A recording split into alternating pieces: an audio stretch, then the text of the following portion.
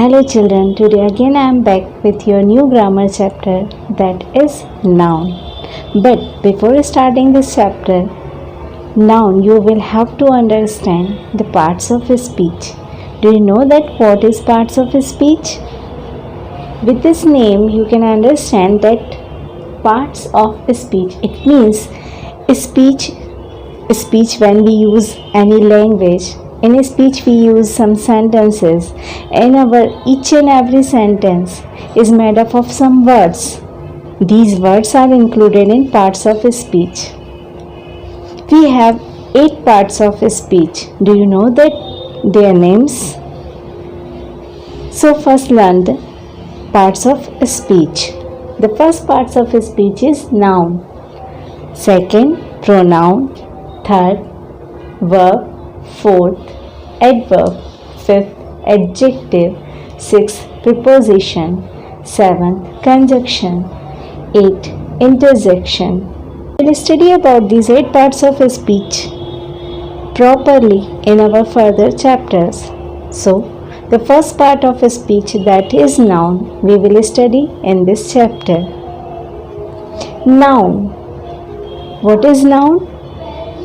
I know that in your previous classes you have studied that noun is a naming word. It means everything in this world, whether you can see the thing or not. If it is having any name, it means it is a noun. When we talk about any person, when we talk about any place, when we talk about any animal, these, if they are having any name, it means it is a noun. So with this you can understand the definition of noun, that is, noun is the name of person, place, animals, feelings or things. Noun mainly divided into 2 parts, that is common noun and proper noun. Common noun. What is common noun? Common nouns are the common names that we use for any person, place, animal or thing. For example, for all the books we use one word, that is book. For all the rivers we use one word, that is river. We have many boys, but for all the boys we use one word, that is boy. So, common noun are the common words that we use for any person, any place, any animal or any thing. But when we give these common words any of the particular name, it becomes a proper noun. For example, if I use the word book, if I will give this book one name, that is Bible, so this Bible will be a proper noun. If the word river, I will give this word river a particular name, that is Ganga, then it will become proper noun. So what is proper noun? Proper nouns are the particular name that we use for any person, place, animal or thing. Did you understand the difference between common noun and proper noun?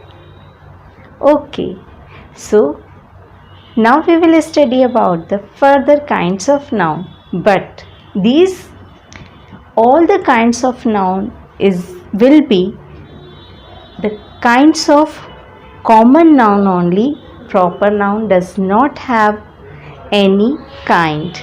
Understood? Now next is collective noun.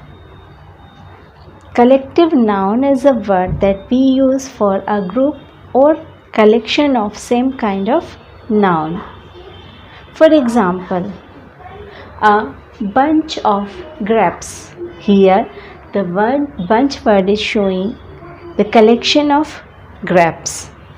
If I will say that a bouquet of flowers, here bouquet word is showing the collection of flowers. So, the word that we use for the collection of same kind of noun is known as collective noun. Next kinds of noun is abstract noun. Abstract noun, when a word stands for any feeling, any idea, any experience, that is known as abstract noun. For example, the word honesty. Honesty shows that the state of a person, or it means a person is very honest. So this honesty is an abstract noun. If we talk about the word childhood, that shows the state of a person. So the word childhood is abstract noun. In other words, we can say that the noun that we cannot see or only feel, it is known as abstract noun. Next kinds of noun is material noun. Now what is material noun? Material noun is a name of a material or ingredient with which something is made of is known as material noun. For example, if I write that the snowman is made of snow, in this sentence the word snow is material noun. After that, next two kinds of noun you can understand with its definition. One is countable noun and second is uncountable noun. Countable noun, as you can understand with its name, that countable noun, all the nouns that you can count in numbers is known as countable noun, like table, chair, pencils. These are countable noun.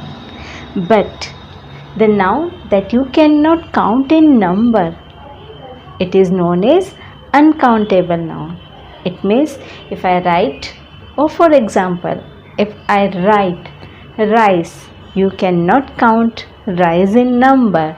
So this word rice is uncountable noun. If I write milk, you cannot count that milk in numbers. So the word milk is uncountable noun. If I will write honesty, it is also a noun, but you cannot count it in number.